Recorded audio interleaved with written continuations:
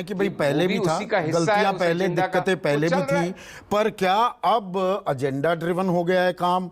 आप एक आदमी को पकड़ लेते हैं या एक मुद्दे को पकड़ लेते हैं, उसमें फैक्ट्स को, उतने ही तथ्यों को पेश किया जाता है जो आपके एजेंडे को सूट करते हैं, और फिर उस पर कारपेट बॉम्बिंग शुरू हो जाती है।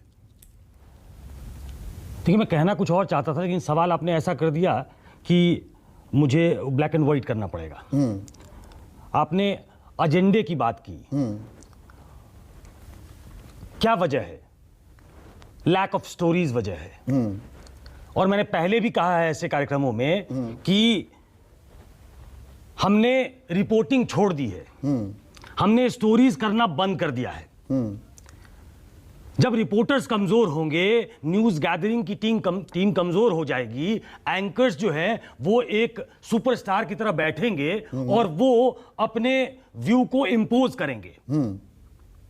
आप अपने को करेंगे, कोई और एंकर बैठेंगे, कोई किसी और व्यू को करेगा, तो आप दरअसल एक सुपरस्टार की भूमिका में हैं कि हमें देखिए, जो हम कह रहे हैं उसको समझिए, उसको आत्मसात करिए। अब टॉपिक पे आता हूं। पहला मैंने कहा कि लैक ऑफ स्टोरीज, ये वजह है। अब वो किस वजह से नहीं है? हमारे पास इंफॉर्मेशन सिस्टम, क्या सरकार ने ऐसा कर दिया है कि सरकार के खिलाफ खबरें नहीं आ रही हैं? खबरें क्या होती हैं? बाकी सब पीआर एक्सरसाइज होता है। जो खबर होती है वो सिस्टम के खिलाफ, सरकार के खिलाफ अगर कुछ चीज निकल के आए, वो खबर होती है। वो खबर निकल नहीं रही है, हम निकाल नहीं रहे हैं, या हम दिखा नहीं रहे हैं, इस पे एक अलग बहस हो सकती है। और उसका एक बड़ा कन्वीनियंट जामा उड़ा दिया जाता है कि जी चर्चा कर रहे हैं। हाँ, और उसमें एक मुद्दा ढूंढ लिया जाता है। बिल्कुल, इसलिए ज्यादा डिबेट शो होते हैं।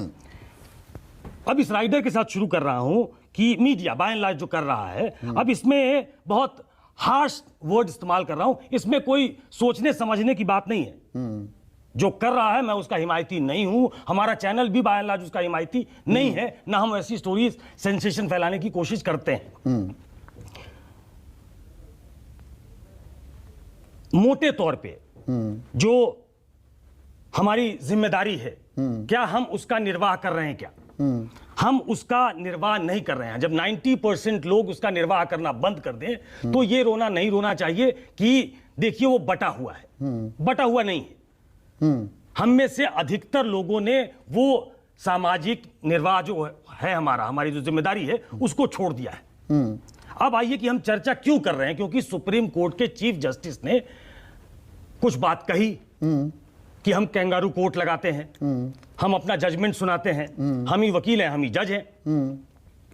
अब जरा उन पे आना चाहिए। और ये भी बड़ा हाश होगा कहना, लेकिन कहना चाहिए कि जस्टिस वर्मा ने कहा था, जेएस वर्मा ने, supreme court is supreme but is not infallible.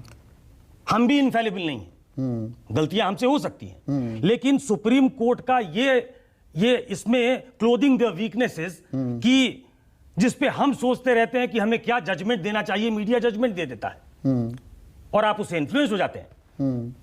आपका काम इन्फ्लुएंस हो जाना है? नहीं है।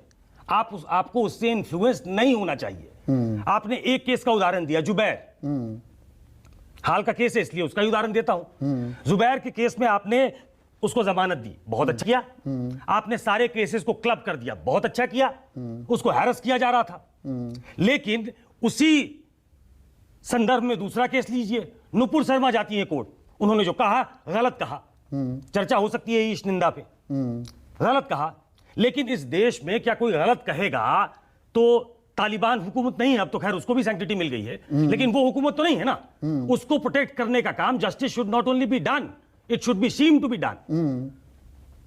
तो आपने उस केस में क्या कहा कि इसके एक बयान से पूरे देश में आग लग गई। क्यों भाई?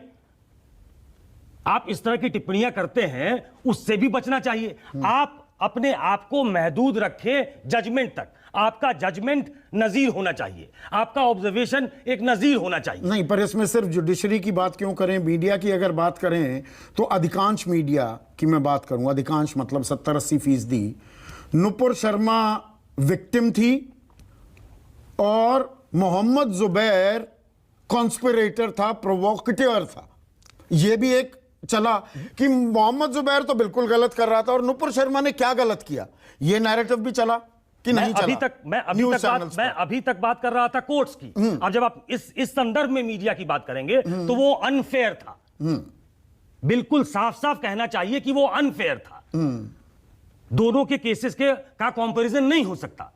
लेकिन जब आप कोर्ट में जाते हैं तो हर किसी को न्याय पाने का हक है।